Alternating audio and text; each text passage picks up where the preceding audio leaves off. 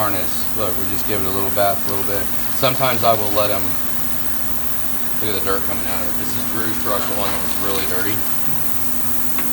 And that is a fresh charge. I know that's loud in my phone. The fresh charge is pretty scary because it can discolor the red on the battery cable. It'll do that. It won't really hurt any of it. We just got to make sure it's dry. Okay. So with a fresh charge, I'm not going to let them just stay in there. If I had a couple of parts clean in this and the charge wasn't so brand new, I would just let the harnesses sit in here. But with this fresh charge, I mean, if I did let it sit in there, it'd need to sit in there for 10 minutes, and that harness would be, well, come here, come look close at it. Let's look at where it's at right now. Like, look at the, you know, close all the way in. Look, it looks brand new. I mean, injector harness, let's look at the injector harness. 100% brand new. It's awesome. Now it's just a wire loom. You know, I like to get some of the dirt out of the inside of the harness, especially on this one, because it had that much dirt caked on the side of the engine block. I mean, I spent about 10 minutes doing this, and then hang it up and start taping it up, putting all the connectors back where they go. I did break the cam sensor plastic on this one, so we'll pull them out. I don't remember the last time I have pulled that one and changed the plastic. Where is it? Let's see. Yeah, I broke it. It was completely caked with grease and dirt and nasty stuff. But it broke. I tried too hard. But look how it came. I mean, you can go back. I'm sure in the other video you can see how nasty it is. It was caked about that big. It was caked pretty big. Okay, so we're going to get on negative cable, positive cable. I'm going to say we use this a lot. And I've got all of his wiring here. We're going to go through and tidy it up. The alternator line and the battery cable can be zip wheeled just a little bit, knocked down clean. It actually looks really good. Wiring harnesses and battery cables bum me out because they're so time consuming to make them back right. It's been drying for a whole day because I don't want to tidy up any of the wiring with it wet inside, so it has to sit there. So right here, I'll pull the block heater off and re-tape all this. Make it look good, leave these connections in the same spot. It's tedious, it's time consuming, it takes forever, but when it's done, it's so nice. You have to run a deburr tool on this that holds the battery cable. It will open up that hole so that it goes on that stud right there. Goes on easy, and then when I put that on, I'll put it behind the transmission line, because the transmission line bracket, that little guy right there, is awesome at keeping everything from spinning.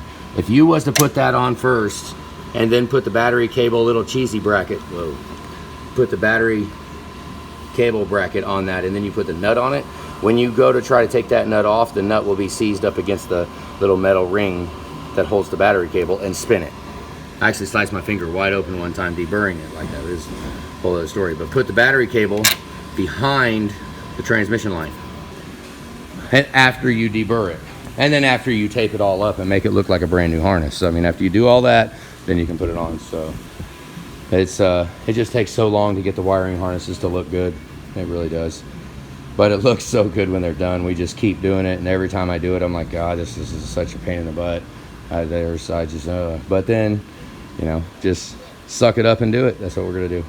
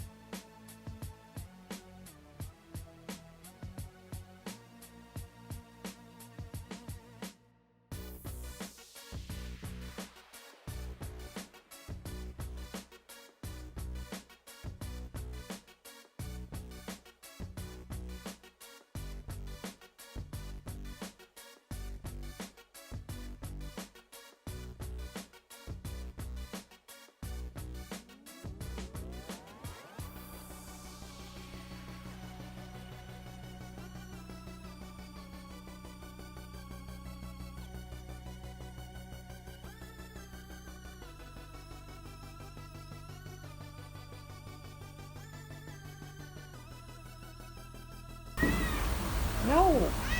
No. Hopefully I got the video put together where you just watched all day of putting all these connectors together and taping up the battery cable and the start wire, the engine block heater, right?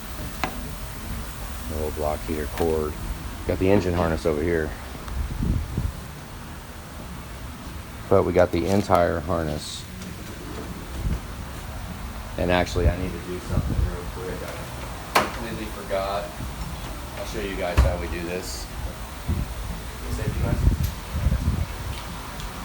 Okay. This can't hurt. I always try to move it carefully. Where's it at? This little guy, right? Where am I looking? There. Okay, that one. Let's go over here. Really, I'm gonna set it up here on the floor and do it because it's gonna throw metal. And if you don't have it attached really good, if you don't have this attached, see if that's attached really, it'll pop right through there, no sweat. And then if you go to the other side, you see how it's curved?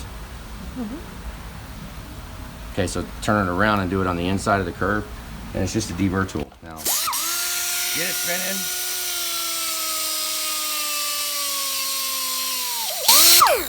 That's all you need to do. I found this to work way better than drill bits or anything like that because look at how it's disrupted now. It looks like completely, well, I know it's right between the finger, but it's also hot. Let me put it down. Now let's see how it goes on compared to before, because it's the same stud as this pretty much. We don't need to get it down in there. See, it goes on there easy. It did not do that before. That's an M6 by 1 thread. You need to deburr that a little bit before you put it on. Because when you try to put it on, it's just a pain in the butt. So then we'll route this under, and let's not forget about the pick-up harness and the battery cables. We did all those too. All those have been retaped up. Kind of just a refresh on the coating of them. From what I've seen, electrical tape, if we try to disrupt this for the first 6 or 8 months, then it's going to be gummy, disgusting, horrible.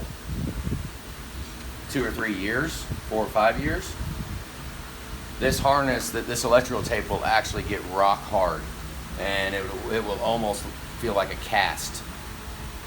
And I hope this is the same kind of electrical tape. I don't know what it's going to do in 2 or 3 years because they change stuff all the time. But I know we have done them before and seen them years later, and the engine harness will almost stand up all by itself. But the main place we store it is on the engine, so we kind of want all of the casing to get rock hard because that's a very good barrier against rubbing against stuff when this tape gets hard. Like I said, it takes years to do it, for it to actually do whatever curing. And I know there's 14,000 different kinds of tape.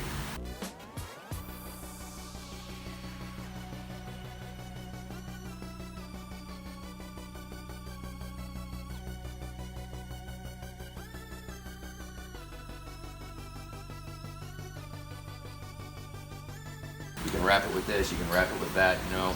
This is what we do. We use about 9 rolls of electrical tape. Is about how many rolls I've used on all of this. So if I have to use something that costs an exponential amount, it's gonna have to be on the ticket, right? This is electro tape. It's $2 a roll. I spent 20 bucks doing it. We can't get harnesses. Like this battery cable right here cannot be bought. Okay, can't be bought. Engine harnesses are on a back order right now. Who knows? I mean, I'm sure they'll get them back, hopefully, but for right now, we had to clean a harness yesterday because you can't get them. So he decided to go ahead and clean his harness rather than buy another one. So thank God for the ultrasonic, because the ultrasonic will make all these look good. Now I was just now looking on here. Okay, let's look at this piece that we kept. Look at this little piece we kept. Does anybody know where that goes? That is an attachment on the charge air cooler right here that hooks on a 10 millimeter that holds the charge air cooler. Now what I'm gonna do, right there, it mimics that one. Okay, that's the charge air cooler line. So if there are ones missing and you are taping your harness up and you have something that is off, wait. Do not tape this on here. Go ahead and tape the whole harness up. Then you can go back when the cowl is on and the truck is together, and when this harness actually is going in place for its final reassembly, Then I'll wrap tape, about 5 or 6 wraps and another one here, and that will hold that on. It will look phenomenal, and it will be in the right spot. So I don't care who you are. You're not going to sit here and tell me that you're going to know that this thing goes right here on this angle, and that's how it goes. Oh no, it goes like that. Now I know a little bit about these trucks, but I don't know exactly how to tape a harness up and put all the push pins back on and how they go from scratch. I don't know that. So engine harness prep's a big deal, and it actually will take a considerable amount of time because it takes a long time. I did it right here on this job. Really hope that we don't have a wire in here somewhere that is to a degrading point, and by me taping it up and moving the wire, we broke the wire. That'd be a bummer. That would be a bummer. So if these harnesses ever become obsolete, would be before, and I would have to charge pretty hefty for this, but expose the entire harness and expose it and make it nothing but bare wires, inspect everything, and then put it all back together. That would ensure that we don't have a wire down in this loom down here, because I did not expose this entire harness. I have not put eyeballs on it. So there could be a spot right down here by the EBP wire or somewhere where the wire has been bent. Somehow maybe oil has gotten into it, degraded it, and it could be bare copper. Anywhere on this harness, anywhere on anybody's harness, that could happen. So you run the risk when you tape it up. That could be another one if somebody does not want it taped up. Does not want to take a chance on that.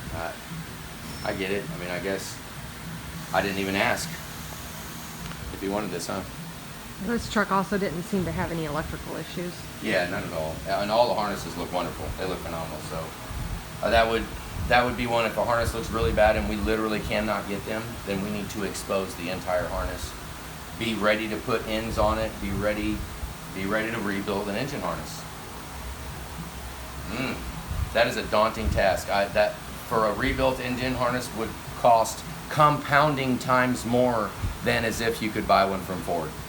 To go through and rebuild a harness, yeah. Unless, now for the first couple of harnesses, which would be a bummer, because once we get the infrastructure set up to rebuild an engine harness, then it would get cheaper. So who is going to be the sorry saps that want to finance the R&D to put together an engine harness assembly workstation? It takes a whole day. It's an entire day to make these harnesses look like this. I budgeted a whole day for it, so thank God that day's over. Let's get to work.